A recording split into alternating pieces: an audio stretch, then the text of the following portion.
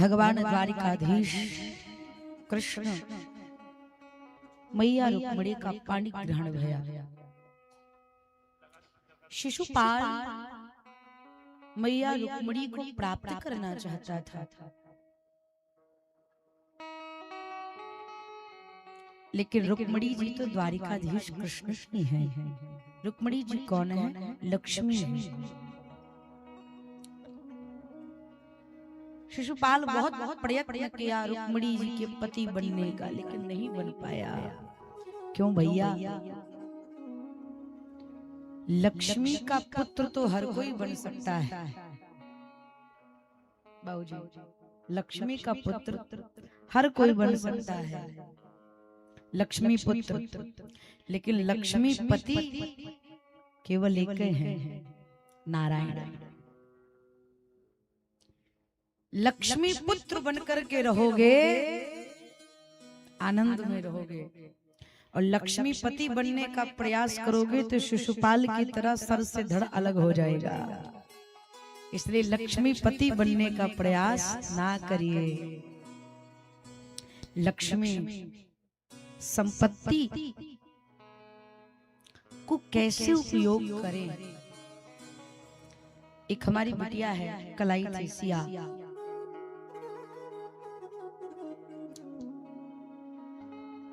उसकी बात मुझे बहुत अच्छी लगी।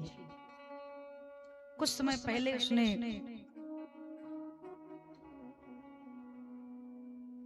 नौकरी किया था, कुछ समय साल पहले हमसे मिलने से पहले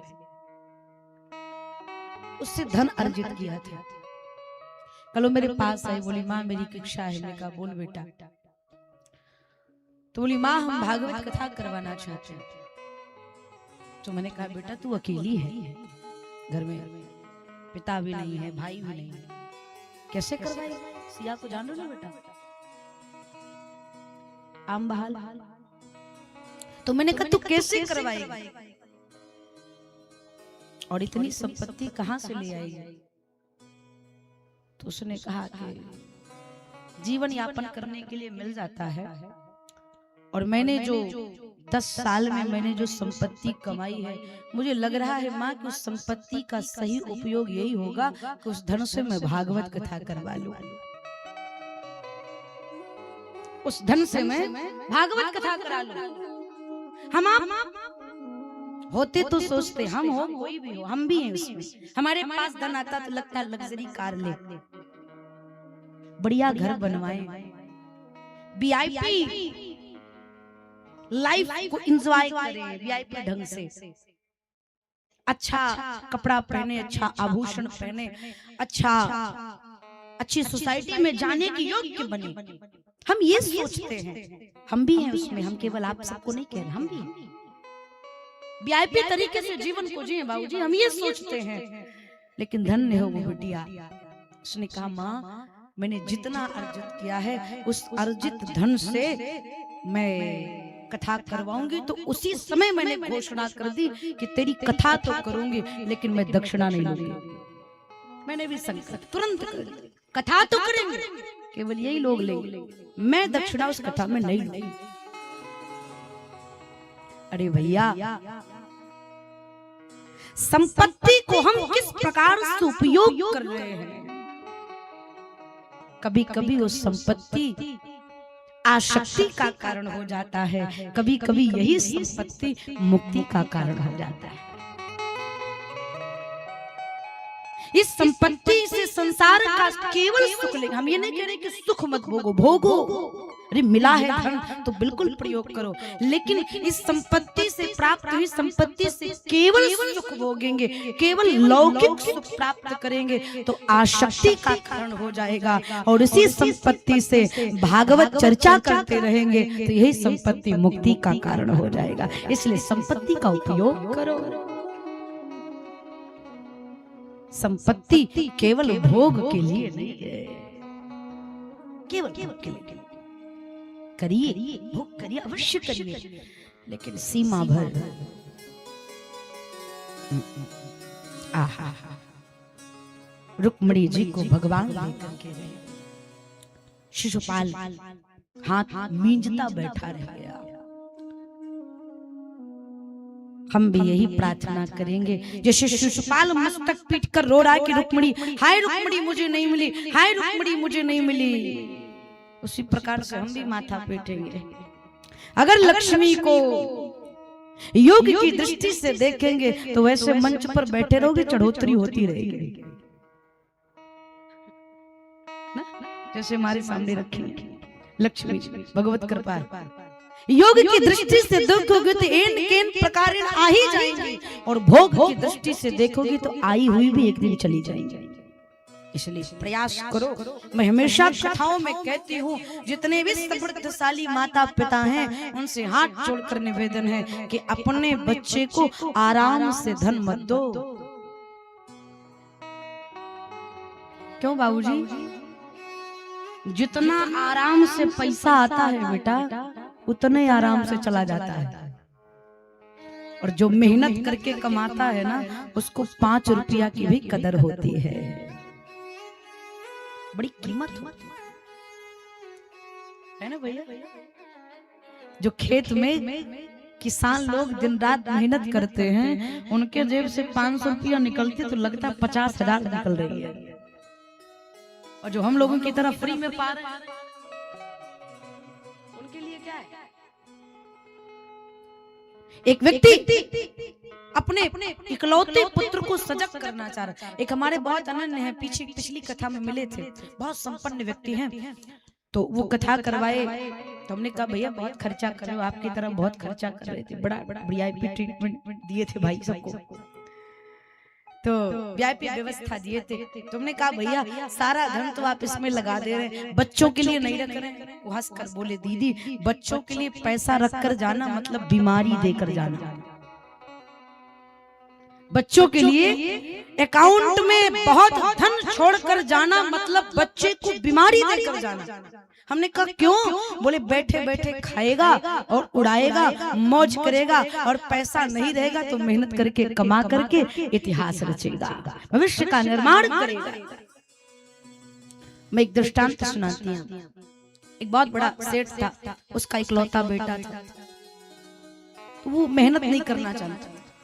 उसको लगता था कि बस ऐसे ही पिताजी का तो है ही है, चकाचक इसी से जीवन यापन करेंगे, काय को मेहनत करें, काय को परिश्रम करें। जब उसको जरूरत पड़ती तो मम्मी से ले लेता, बड़ी बहन थी उससे ले लेता। भाइयों का तो बड़ा मौज होता है, बहनों को इमोशनल ब्लैकमेल करके ले लेते हैं, वो ले ही लेते। तो जब भी उसे आवश्यकता पड़ती माँ के पास जाता, बड़ी बहन के पास जाता, ले लेता। पिता को लगा मेरा बेटा बिगड़ रहा है। उसने अपनी पत्नी से कहा, सुनो आज के बाद ये तुमसे पैसा मांगे तो देना मत। तो माँ के पास गया, माँ पैसा दे दो। मम्मी ने मना कर दिया, नहीं देंगे। बहन से ले लिया। अगली बार पिताजी ने बेटी को भी मना कर दिया, उस नालायक को पैसा मत देना। अब माँ के पास गया, माँ ने मना कर दिया। बहन के पास गया, उसने मना कर दिया। तो पिताजी के पास करता, मरता क्या ना करता। वैसे बच्चे पिता के पास जल्दी जाते नहीं, वो जानते अगर पादुका उतर गई तो गंजा कर देंगे, इसलिए जाते नहीं जल्दी से, दूर से ही बात करते। पिताजी पैसा दे दो, निकल नालायक घर से। अगर तू चाहता है कि शाम की रोटी तुझे घर में मिले तो जा धन कमा कर लेकर आ मेरे लिए। जब तक कुछ पैसे कमा कर लेकर नहीं आएगा शाम की रोटी नहीं दूंगा। अब बेटा क्या करता, सोचा पिताजी तो बिल्कुल खतरनाक हो गए, खलनायक का रोल निभा रहे हैं, अब कुछ तो करना पड़ेगा। उसने कभी जीवन में कुछ नहीं किया था, कुछ समझ में नहीं आया। घर से थोड़ी दूर पर स्टेशन था, गया, सोचा क्या करे क्या ना करे, कुछ समझ में नहीं, लौट आया। माँ के पास गया, पैरों में गिरा, माँ 10 रुपए दे दो। कैसे करके 10 रुपए दे दो। माँ रीझ गई, दे दे। पिता देख रहा था, ये तो माँ से पैसा लेकर आ रहा। माँ से पैसा लेकर आया, पिताजी ये देखो मैं 10 रुपया कमा कर लेकर आया। पिताजी ने कहा बेटा वो कुआं है, जाकर उसी में डाल दे। तो बेटा गया और 10 रुपया जो पाया था माँ से कुएं में जाकर डाल दिया। अगले दिन पिता ने फिर से उसे खाजा कमा कर लेकर आ। फिर माँ के पास गया, माँ ने मना कर दिया तो स्टेशन पर गया, बड़ा भारी बोझ उठाया, किसी का बैग उठाकर सर पर सर पर बैग उठा करके 5 रुपया कमा कर लेकर आया। पूरा दिन बैग उठाया तो 5 रुपया मिला, पूरा दिन 5 रुपया। पसीना पोंछता हुआ आया पिता के पास, पिताजी ये 5 रुपए मैं कमा कर लेकर आया। पिता ने कहा जा बेटा कुएं में डाल दे। बेटा चीख उठा, दिमाग खराब है आपका? इतनी मेहनत करके पूरा दिन बैग उठा करके भारी भरकम तो 5 रुपया कमाया हूँ, आप कहते कुएं में डाल दो। नहीं डालूंगा। पिता ने अपने बेटे को गले से लगा लिया। मैं तुझे यही बताना चाहता था, कल मैंने तुझसे कहा बेटा 10 रुपए तेरे हाथ में था, कुएं में डाल दे, तू डाल दिया। आज मैंने तुझसे कहा 5 रुपए डाल दे, तू 5 रुपए नहीं डाला। क्यों? कल आसानी से 10 रुपए मिल गया था इसलिए उसकी कद्र नहीं थे। आज परिश्रम से 5 रुपए मिला है तो उसकी कद्र है, वो नहीं कुएं में डाला। ये सूत्र, कहानी बड़ी छोटी सी है लेकिन इसका सूत्र बड़ा लंबा है, इसका अर्थ बड़ा लंबा है। हमारे बच्चे अगर 10 रुपए भी मेहनत से कमाएंगे तो उनको उस 10 रुपए की बड़ी कद्र होगी, उससे कोई व्यसन नहीं पालेंगे, न जुआ खेलेंगे। आप देख लो, इतिहास गवाह है। आप अपने आसपास भी क्षेत्र में देखते होंगे, आसपास गांव में देखते होंगे, जिसके पिता ने भारी भरकम संपत्ति बनाकर वो 1 नंबर का नालायक निकल जाता है। ऐसा जुआ खेलेगा पूरा खेत बाड़ी बेच डालेगा, ऐसा व्यसन पालेगा कि अपने जीवन को नष्ट कर देगा। इसलिए भैया संपत्ति बच्चों के लिए उतना रखो कि केवल दाल रोटी चले, व्यसन ना आने पाए। संपत्ति लक्ष्मी योग की दृष्टि से देखो। आहा, द्वारिकाधीश मैया रुक्मणी का विवाह संपन्न भया। रुक्मणी मैया के पुत्र हुए प्रद्युम्न, समरासुर उनको प्रसूतिका गृह से उठाकर लेकर चले गए। क्यों? समरासुर जानते थे कि रुक्मणी नंदन ही मेरा काल है। समरासुर लेकर के गए, समुद्र में डाल दिया, मछली निकल गई। बहेलिया आया जाल में फंसाने के लिए तो वो मछली फंस गई। उसके पेट को फाड़ कर देखा तो उसमें से बालक निकला। समरासुर की रसोई में काम कर रही थी मायावती, उसकी गोद में दे दिया। मायावती को लगा मेरे आगे पीछे कोई नहीं, ये बालक हो जाएगा तो मेरा जीवन सही ढंग से चलेगा। समरासुर को नहीं पता कि जिस काल को वो समाप्त किया था वो काल उसके घर में उसका लालन पालन हो रहा है, लालन पालन उसके घर में हो रहा है। जब प्रद्युम्न जी बड़े भये तो बड़े सुंदर, इतने सुंदर कि जो स्त्रियां देखती वो मोहित हो जाती। इतने सुंदर थे प्रद्युम्न जी। सब छोड़ो, जिस स्त्री की गोद में खेल कूद कर बड़े भये वो भी मोहित हो गई, इतनी सुंदर। एक दिन प्रद्युम्न जी ने कहा आप तो मेरी माँ जैसी हैं, आपने हमारा लालन पालन किया है, पाल पोस कर बड़ा किया है, और जो पाल पोस कर बड़ा करे वो माँ जैसी होती, और आपकी दृष्टि हमारे प्रति पवित्र नहीं है। क्या हो गया है देवी आपको? मायावती मुस्कुरा कर बोली भगवान मैं आपकी माँ नहीं, आप मेरे पुत्र नहीं हैं। बोले तो आप तो मेरे पति हैं। प्रद्युम्न जी क्या कह रही हो? हाँ आप मेरे पति, मैं आपकी पत्नी देवी रति। प्रद्युम्न जी मुस्कुराए, भैया ये कौन सा पति है जो पत्नी की गोद में खेल कूद कर बड़ा हो रहा है, पत्नी लालन पालन कर रही? अरे हम आज से नहीं, अनादिकाल से आपके पति हैं, आप साक्षात कामदेव हैं और मैं आपकी पत्नी देवी रति हूँ। तो मैं यहाँ कैसे आ गया? रति मैया ने सारा वृत्तांत बताया। आप कामदेव हैं, शंकर भगवान को जगाने के लिए गए थे और शंकर भगवान ने तीसरा नेत्र खोल करके आपको जलाकर भस्म कर दिया।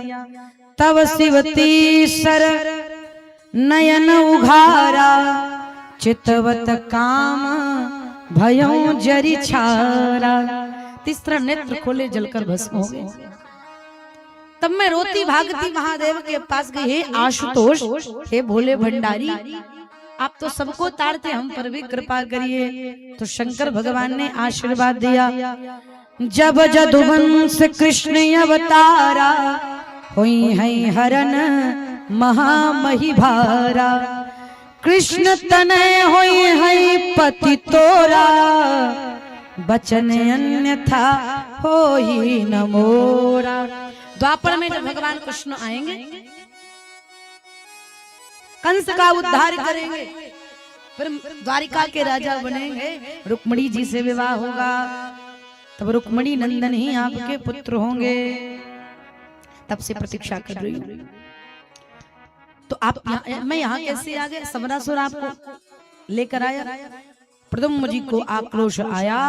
प्रद्युम्न जी ने समरासुर के साथ भयंकर युद्ध किया और युद्ध में समरासुर का वध करके अपनी पत्नी मायावती को लेकर द्वारिका पहुंचे।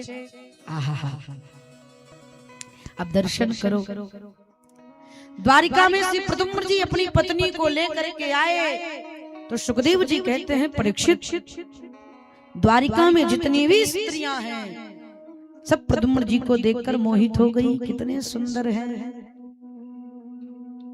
सब मोहित। उनको लगा मानो द्वारिकाधीश आ गए हैं, सिवाय रुक्मिणी जी को छोड़कर।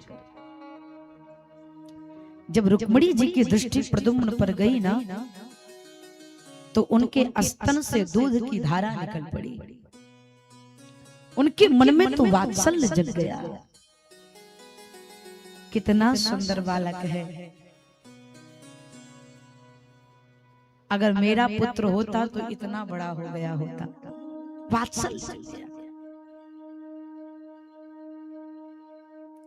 क्योंकि वो उनकी माँ है, उनकी जननी है, इसलिए उनकी आंचल से अमृत की धारा निकल पड़ी। नारद जी का आगमन हुआ। नारद जी ने बताया, देवी ये कोई और नहीं, आपके ही पुत्र है जो प्रसूति का गृह से गायब हुए थे। आहा, रुक्मिणी मैया आह्लादित हो गई, आनंदित हो गई, जाकर प्रद्युम्न जी को अपने हृदय से लगा करके मस्तक को चूम कर बलैया लेने लगी।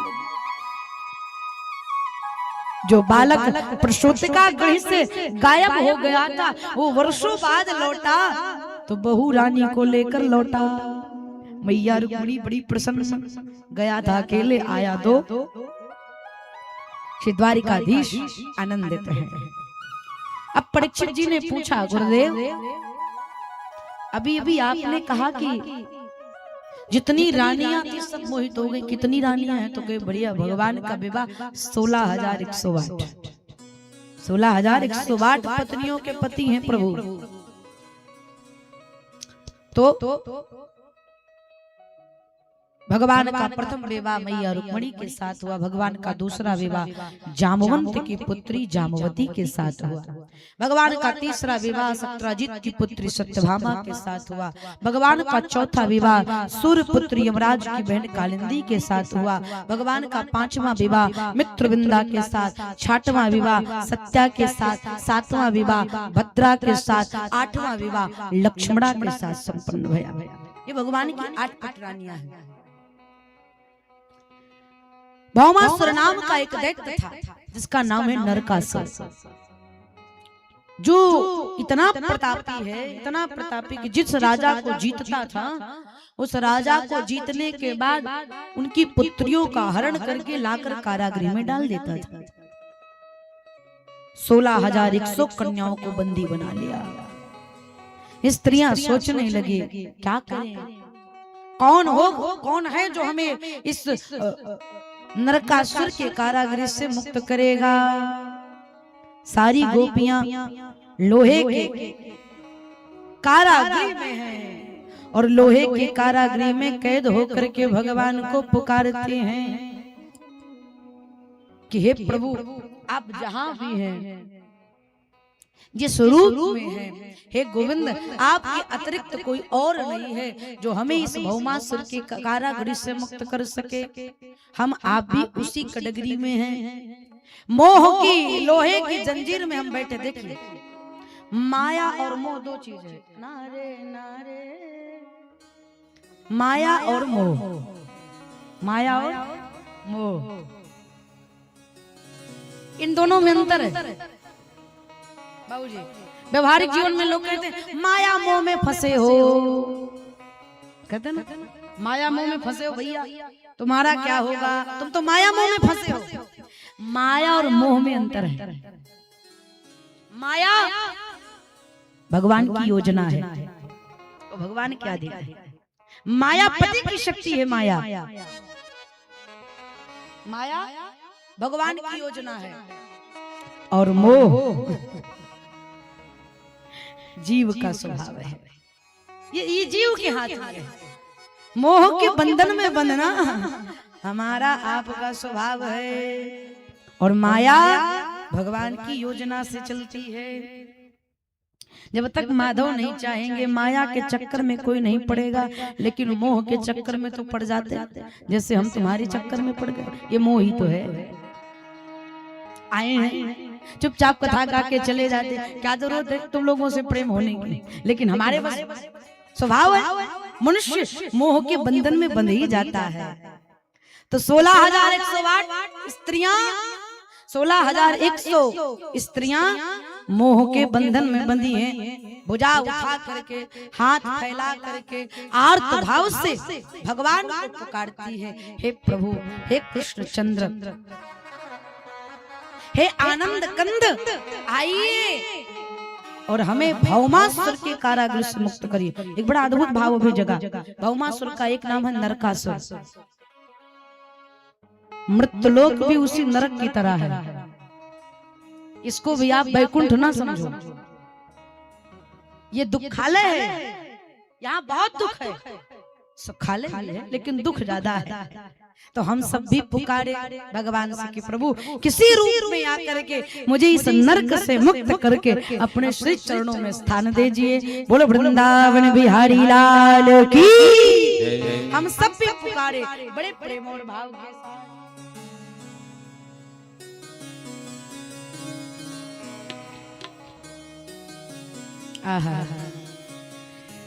आओ आओ मेरे नंदलाल आ जाओ, आओ आओ मेरे गोपाल आ जाओ, आओ सब पुकारो। मुक्त होना है भवसागर से तो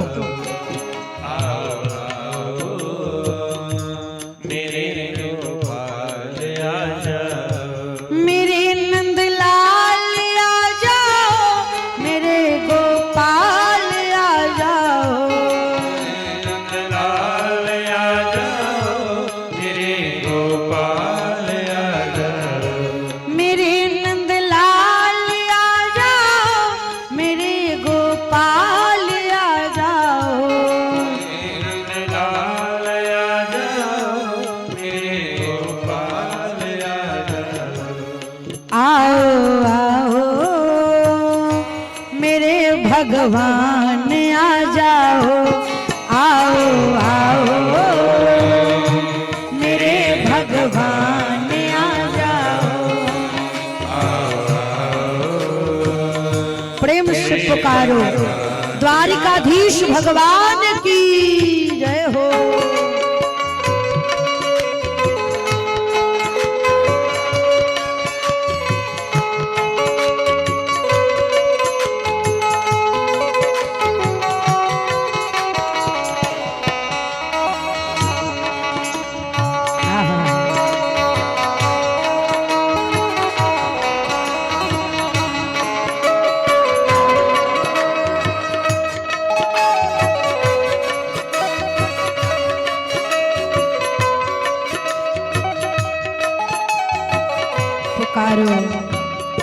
मेरे नंदलाल आ जाओ, मेरे घनश्याम आ जाओ, मेरे नंदलाल आ जाओ, मेरे घनश्याम आ जाओ, मेरे नंदलाल आ जाओ, मेरे गोपाल आ जाओ, मेरे नंदलाल आ जाओ, मेरे गोपाल आ जाओ, आओ आओ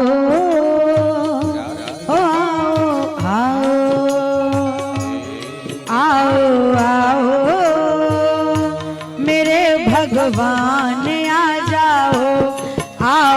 आओ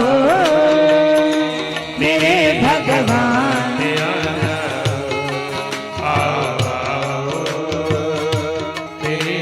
गोविंद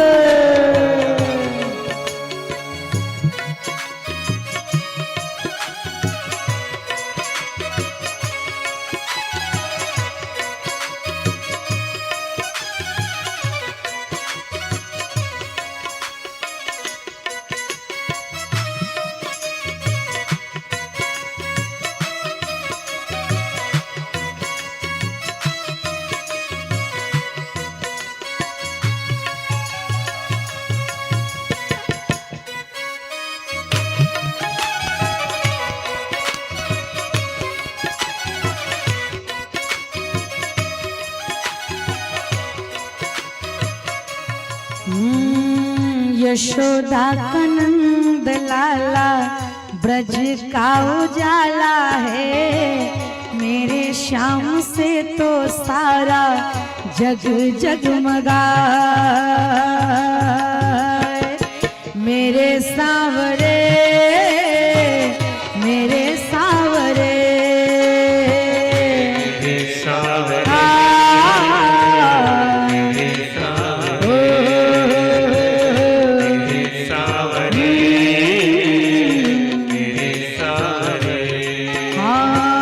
यशोदा का नंद लाला ब्रज का उजाला है, मेरे श्याम से तो सारा जग जगमगाए। मेरे सांवरे मेरे सांवरे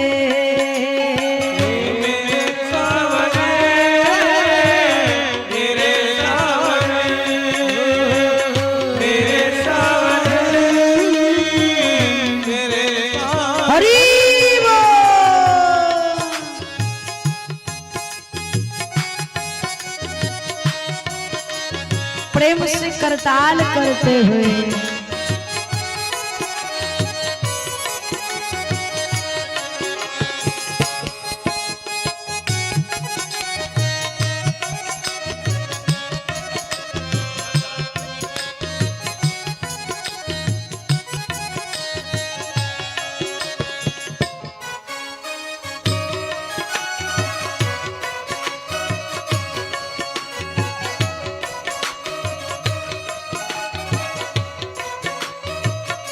मेरे नंद लाल आ जाओ, मेरी सांसों में समा जाओ।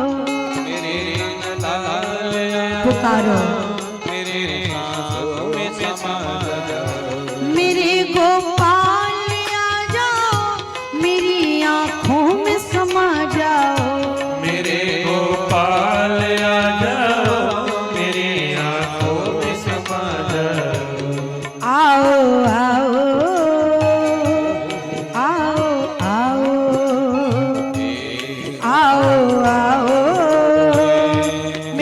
भगवान आ जाओ। आओ आओ मेरे भगवान आ जाओ। आओ मेरे भगवान आ जाओ। मेरे नंदलाल आ जाओ, मेरे गोपाल आ जाओ।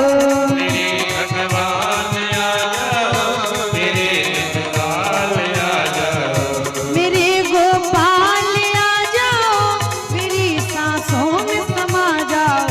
मेरे गोपाल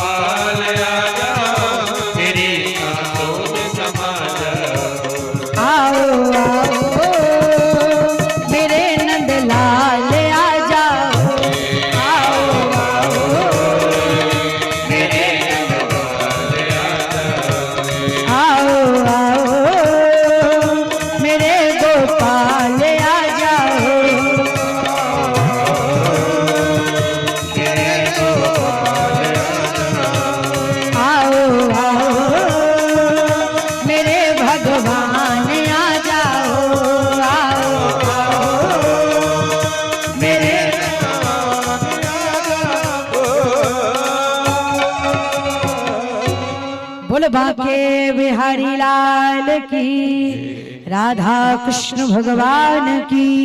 एक बार प्रेम से कहिए जय सिया राम। श्री सुखदेव भगवान कहते हैं, परीक्षित, उन स्त्रियों ने आर्त भाव से भगवान को पुकारा और भगवान रथ पर आरूढ़ होकर के दारू के साथ नरकासुर से युद्ध करने के लिए प्रस्थान किए। सबसे पहले भगवान ने जाकर देखा तो भौमासुर के द्वार पर उनका पहरेदार था जिसका नाम था मुर्म। उसके 5 शीश थे, 5 शीश वाला मुर्म नाम का दैत्य था। सबसे पहले भगवान से वो युद्ध करने लगा।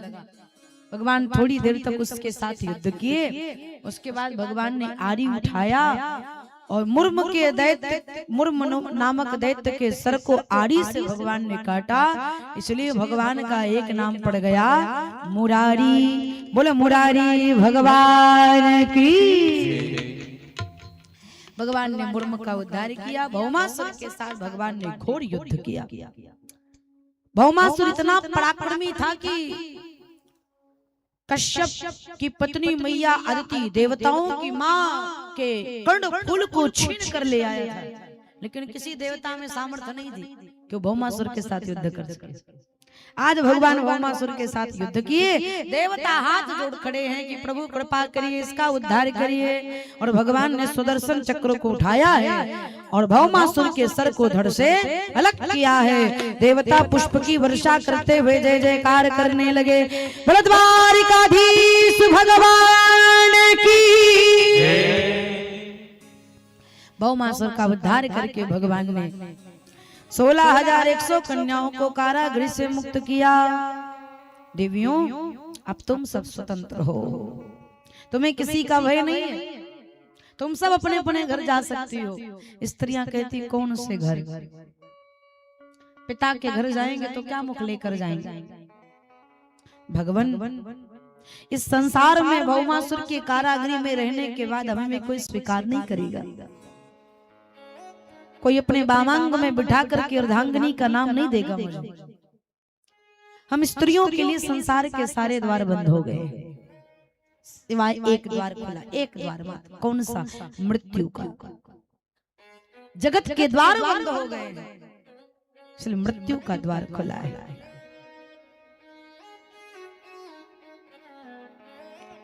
हम सब जाकर के अपने आप को समाप्त कर ले। भगवान ने कहा, अरे कैसी बात करती हो? जिस जीव के लिए सारे द्वार बंद हो जाते हैं, उस जीव के लिए जगदीश का द्वार खुल जाता है। आओ, हम तुम्हें अपना बना लेते, चिंता मत करो, निर्भय हो जाओ, हम हैं ना। किस अधिकार से ले चलेंगे प्रभु आप हमें द्वारिका? हम भैया किसी के संग रहें तो कोई संबंध होना चाहिए ना।